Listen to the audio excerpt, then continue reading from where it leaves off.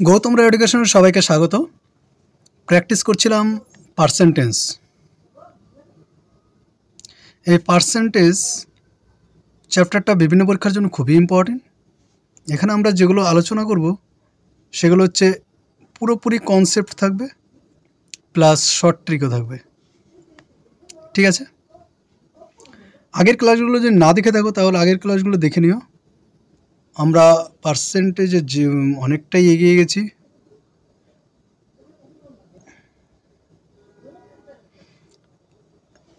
Sixty নম্বর অঙ্কটা তোমাদের বাড়ি কাজ দেওয়া ছিল, তোমরা করবে, সেটা করেছো অলরেডি। 61 নম্বর অঙ্ক কি বলেছে, একটি বৃত্তের ব্যাসার্ধের বৃদ্ধি শতকরা 1% হলে তার ক্ষেত্রফলের বৃদ্ধি কত শতাংশ হবে। ঠিক আছে,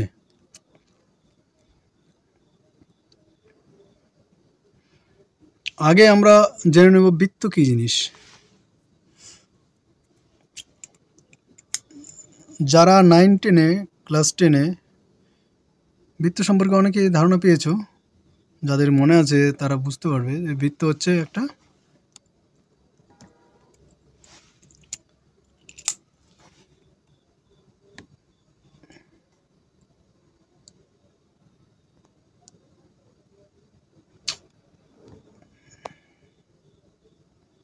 এটা হচ্ছে একটা বৃত্ত।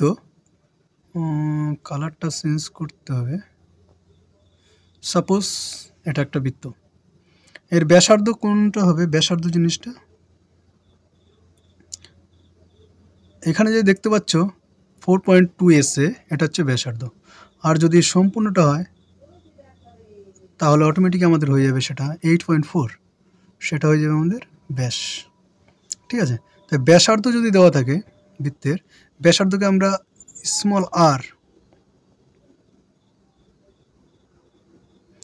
আর দিয়ে প্রকাশ করি সাধারণত। এই স্মল আরটা যদি ব্যাসার্ধ হয় তাহলে এর মধ্যে যে জায়গাটা, সাপোজ এই জায়গাটাকে আমরা যদি একটা রং করে দেই, এখানে সিস্টেম যেহেতু আছে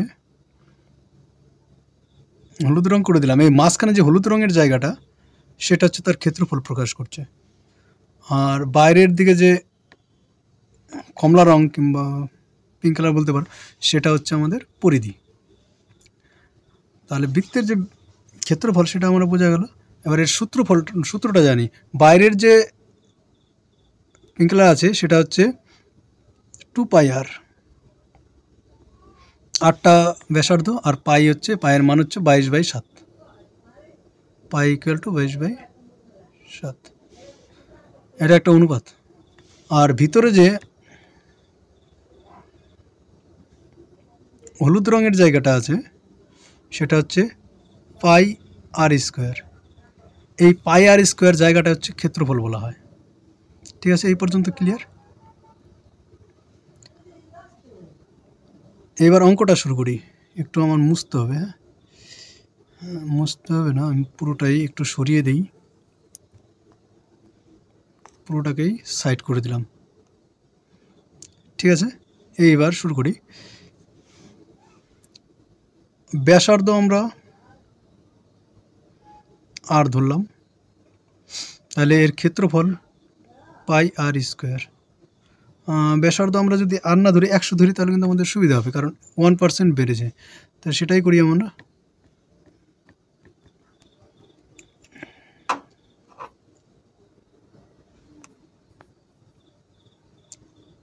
ধরে নিলাম ব্যাসার্ধ r = 100, তাহলে আমাদের ক্ষেত্রফল দাঁড়াবে হচ্ছে π×100²। পরে যখন আমাদের বৃদ্ধি পেল সেটা হয়ে গেল 101, এখন কত হবে π×101 তার স্কোয়ার। ঠিক আছে,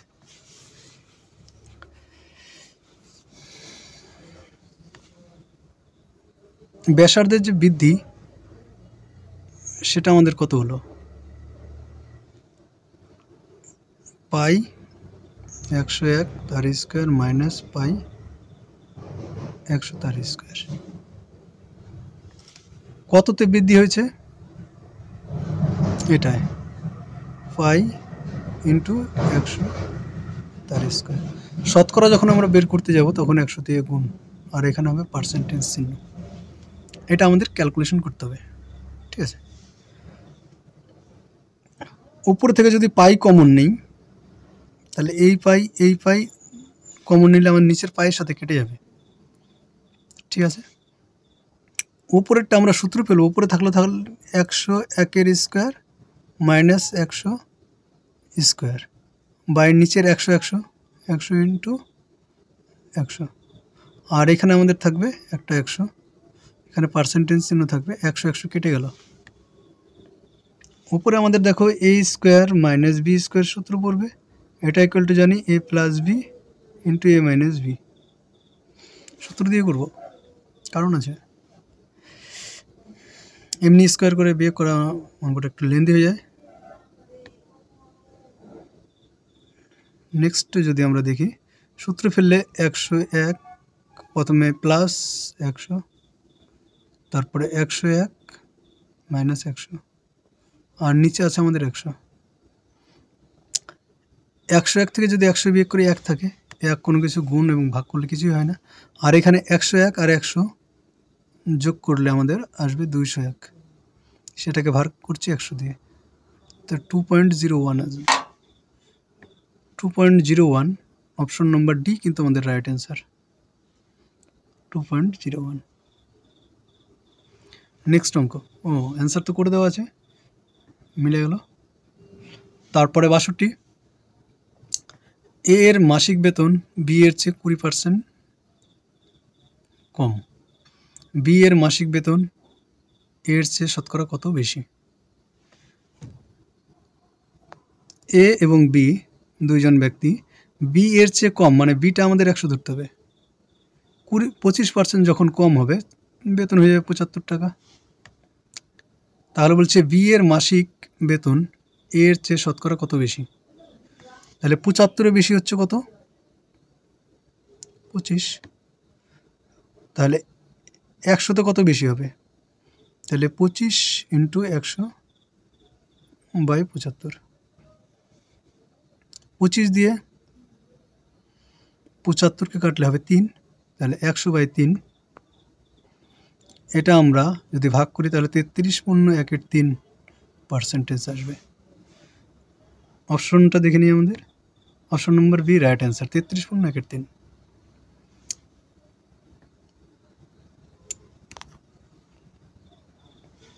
63, পেট্রোলের দাম শতকরা 25% বেড়েছে। একজন, সামনে গ্রুপ ডি এবং এনটিপিসির পরীক্ষা আছে, তোমরা ভালো করে প্র্যাকটিস করো, প্রত্যেকটা অঙ্ক ধরে ধরে প্র্যাকটিস করো।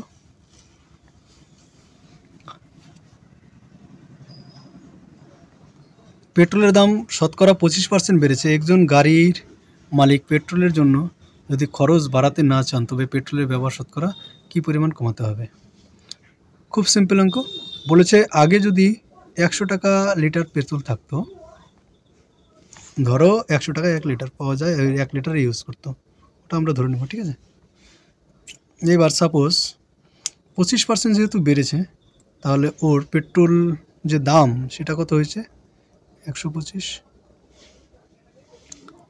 এবার ওই কিন্তু 125 টাকা খরচ করতে চায় না, ওই 100 টাকায় খরচ করতে চায়, তাহলে ওর কত কমাতে হবে? 25 টাকা কমাতে হবে।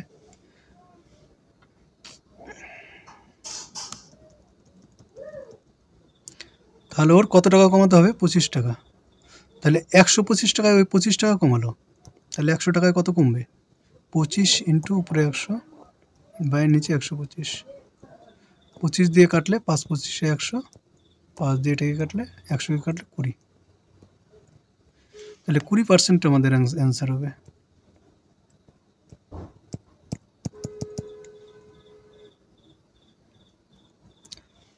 অপশন নম্বর সি মানে গ, 20%, ঠিক আছে।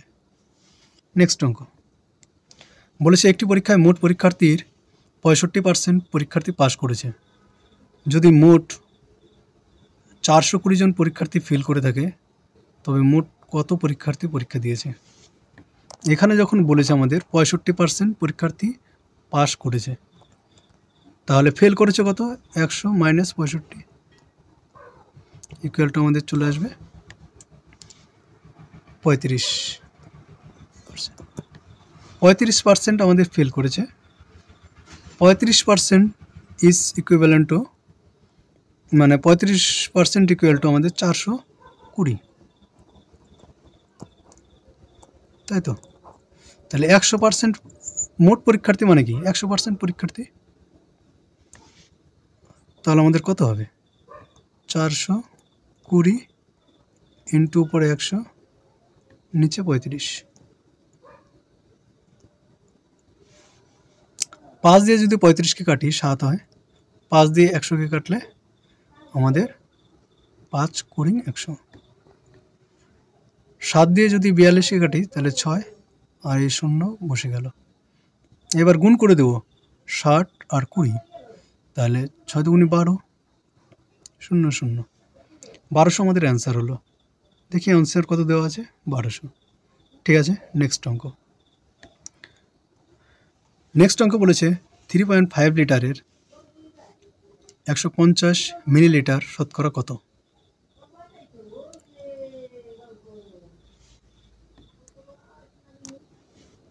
তাহলে এখানে দেখো মিলিলিটার দেওয়া আছে আর এখানে লিটার দেওয়া আছে, দুটো 2 এককে দেওয়া আছে, 2 এককে কিন্তু আমরা শতকরা বের করতে পারবো না। হয় আমাকে 3.5 লিটারকে মিলিলিটারে প্রকাশ করতে হবে, অথবা 150 মিলিলিটারকে লিটারে প্রকাশ করতে হবে। এবার আমরা জানি kilo, hecto, deca, litre, decilitre, centilitre, millilitre. Litre থেকে আমাদের যেতে হবে মিলিলিটারে, গুণ করতে হবে 1000 দিয়ে। ঠিক আছে, তাহলে 3.5 লিটার ইকুয়াল টু 1000 দিয়ে যদি গুণ করি 3500 মিলিলিটার হবে। 150 মিলিলিটার হচ্ছে 3500 মিলিলিটারে।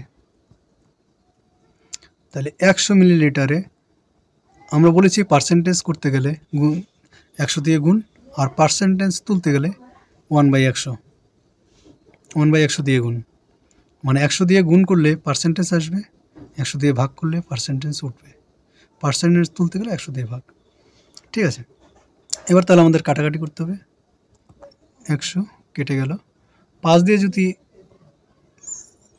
150কে কাটি 30 হবে, 5 দিয়ে যদি 35কে কাটি তাহলে 7 হবে, তাহলে 30/7।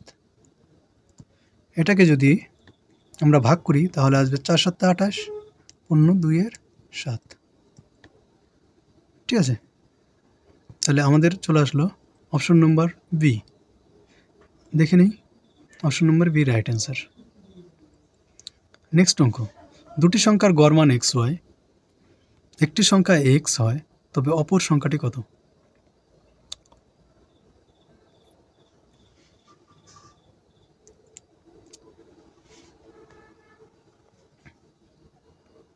দুটি সংখ্যার গড় মান যদি XY হয়, সাপোজ দুজনের গড় বয়স 10 বছর, তাহলে দুজনের মোট বয়স কত হবে, 10 × 2 20 বছর।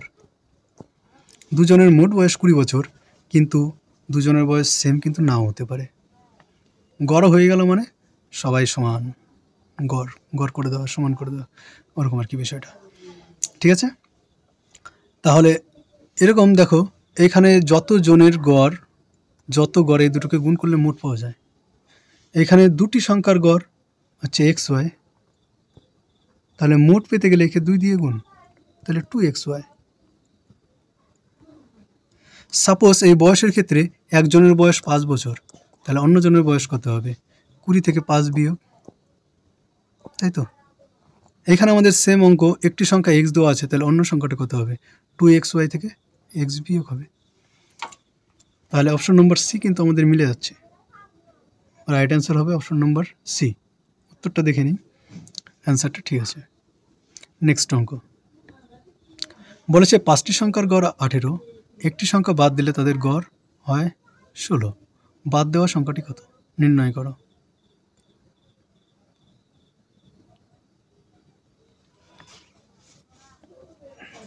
পাঁচটি সংখ্যার গড় যদি 18 হয় তাহলে পাঁচটি সংখ্যার মোট কত হবে? দুটোকে গুণ করতে হবে, একটু আগে যেভাবে করলাম 18। 5 18 90। একটি সংখ্যা বাদ দেওয়া হয়েছে, মানে সংখ্যা এবার আছে 4টি, আর এদের গড় হচ্ছে 16। তাহলে হয়ে যাবে আমাদের একইভাবে গুণ করলে 64। তাহলে বাদ দেওয়া সংখ্যাটা আমাদের বিয়োগ করতে হবে।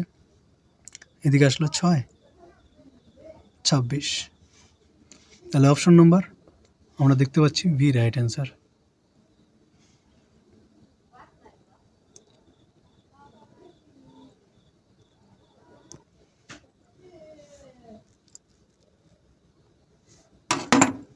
$67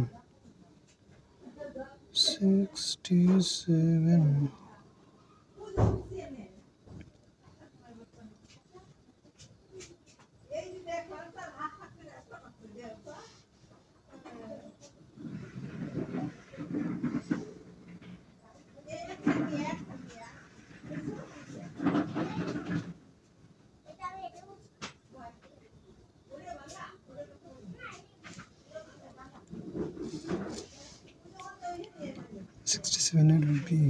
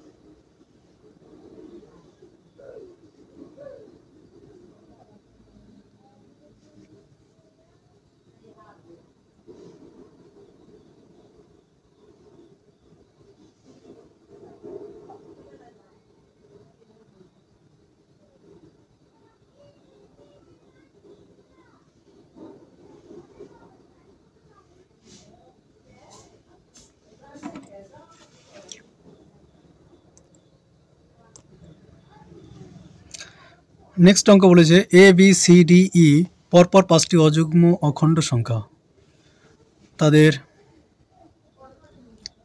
গড় মান কত হবে? অযুগ্ম এবং অখণ্ড।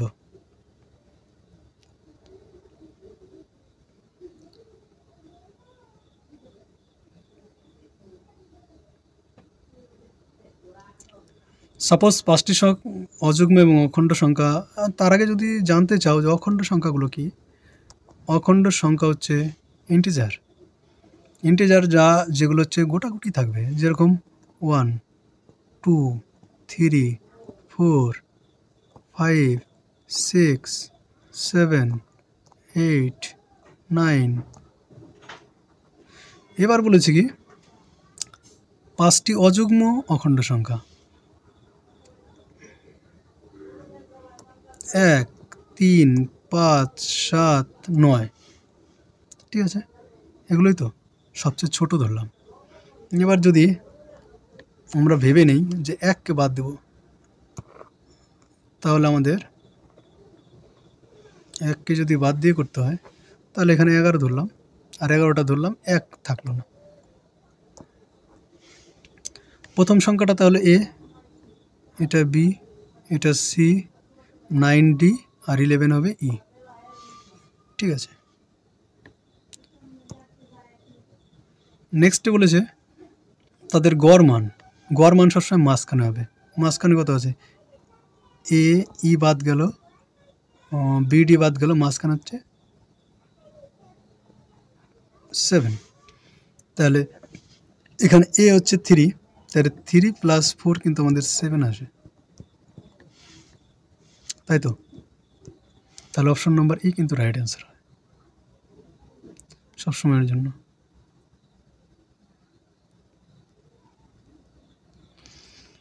অপশন নম্বর বি তো কোনো মতেই হবে না, কারণ গুণ করে আসবেই না। অপশন নম্বর সি তো হবেই না, কারণ গুণ আছে, গড় কী করে হয়। কোনোটি নয়, এটা হওয়ার আগে আমাদের এ কিন্তু হবে। তাহলে অপশন নম্বর এ কিন্তু আমাদের রাইট অ্যান্সার। ঠিক আছে, নেক্সট অঙ্ক। যদি 16a plus 16b equal to 48 হয়, তবে এ এবং বি এর গড় মান নির্ণয় করো। খুবই সিম্পল অঙ্ক। এখানে 16 কমন নিলাম, তাহলে এ প্লাস বি ইকুয়াল টু 48, তাই তো। তাহলে এখানে এ প্লাস বি ইকুয়াল টু কত আসবে, কেটে দিলাম, 16 দিয়ে 48, 3 × 48। এবার এটা হচ্ছে মোট আসলো, এ প্লাস বি মানে মোট, তার মানে গড় বের করতে গেলে দুটো সংখ্যা যেহেতু আছে 2 দিয়ে ভাগ করতে হবে, উভয় দিকেই 2 দিয়ে ভাগ করতে হবে, কারণ এই দিকে তুমি একটা 2 আনবে আর ডান দিকে কী করে ইকুয়াল করবে, তার জন্য ডান দিকেও 2 দিয়ে ভাগ করতে হবে। কিন্তু আমাদের বাম দিকে 2টা দরকার, আর তার জন্য ডান দিকে কিন্তু পরিবর্তন হয়ে গেল। তাহলে এই 3/2 ইকুয়াল টু 1.5। তাহলে অপশন নম্বর এ রাইট অ্যান্সার হবে। নেক্সট 70 নম্বর। আকবরের ওজন রহিমের ওজনের থেকে 15 কেজি বেশি, তাদের দুজনের একত্রে ওজন 135 কেজি, রহিমের ওজন কত?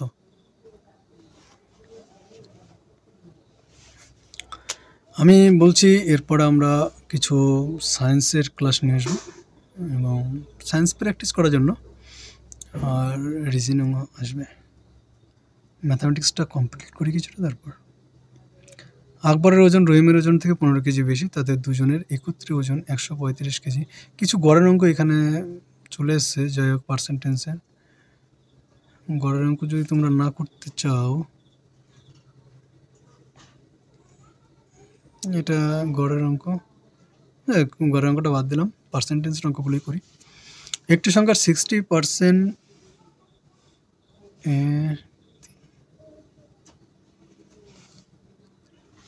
অঙ্কটা মনে হচ্ছে একটু গড়বড় আছে, আমি দেখে নেই। 71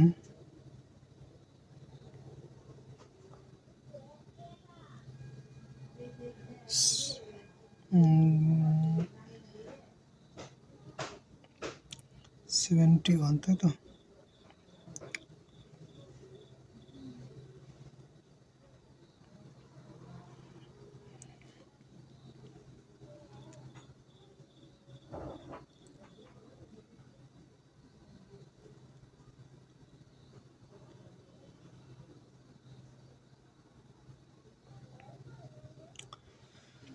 বলেছে একটি সংখ্যার হবে হচ্ছে, একটি সংখ্যার 60% এর, একটি সংখ্যার 60% এর, এগুলো হবে না, এটা না।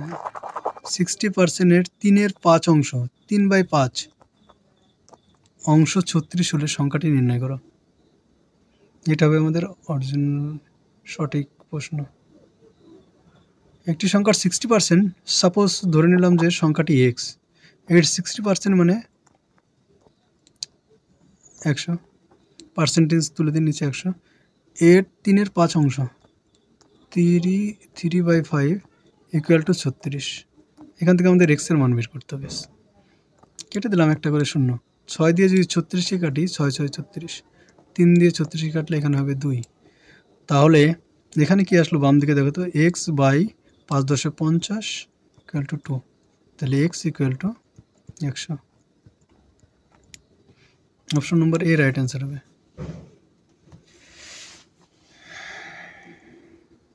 অপশন নম্বর এ রাইট অ্যান্সার, আন্ডারলাইন করে অ্যান্সারটা করে দেওয়া আছে। 72 নম্বর অঙ্ক।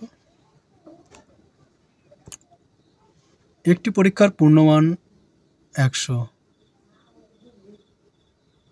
এ বি এর থেকে,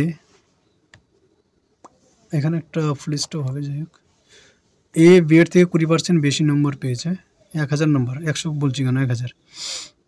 এ বি এর থেকে 20% বেশি নম্বর পেয়েছে, এবং বি সি এর থেকে 25 নম্বর বেশি, 25% বেশি নম্বর পেয়েছে। যদি ওই পরীক্ষায় সি 500 নম্বর পেয়ে থাকে, তবে এ শতকরা কত নম্বর বেশি পেয়েছে, সি এর তুলনায় কত নম্বর বেশি পেয়েছে সেটা আমাদের বের করতে হবে।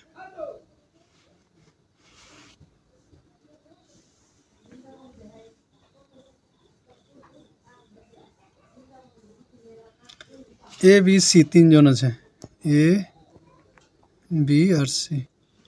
সি বলেছে পেয়েছে 500, ভেরি গুড, 50% নম্বর। যাই হোক, বি সি এর থেকে 25% বেশি পেয়েছে, মানে 25%। 100-তে 25, তাহলে 500-তে 125 হবে। তার মানে ওই পেয়েছে, বি পেয়েছে 625। আর বলেছে এ বি এর থেকে 20% নম্বর বেশি পেয়েছে। 625-এর 20%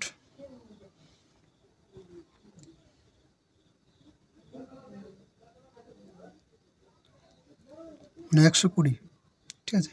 625 এর 20% যদি আমরা বের করি তাহলে কত হয়, 125 নম্বর ওই আবার বেশি পেয়েছে,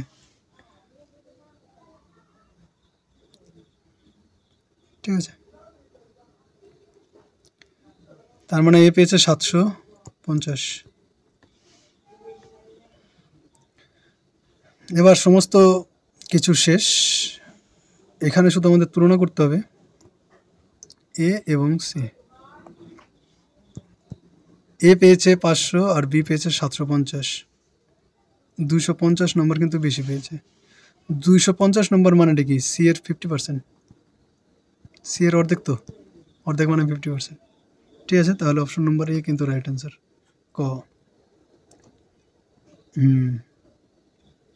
ঠিক আছে।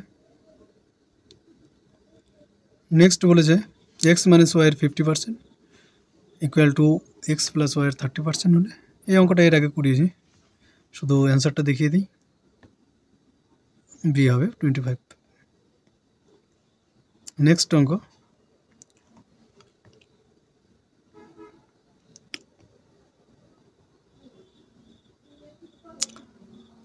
পঞ্চাশটি পর্যবেক্ষণের গড় মান 36।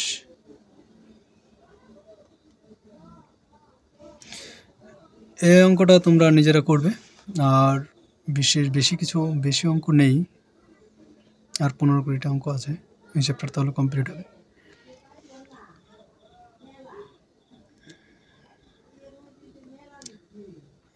এটার অ্যান্সার করে দেওয়া আছে, অঙ্কটা করে অ্যান্সার মিলে নেবে সবাই।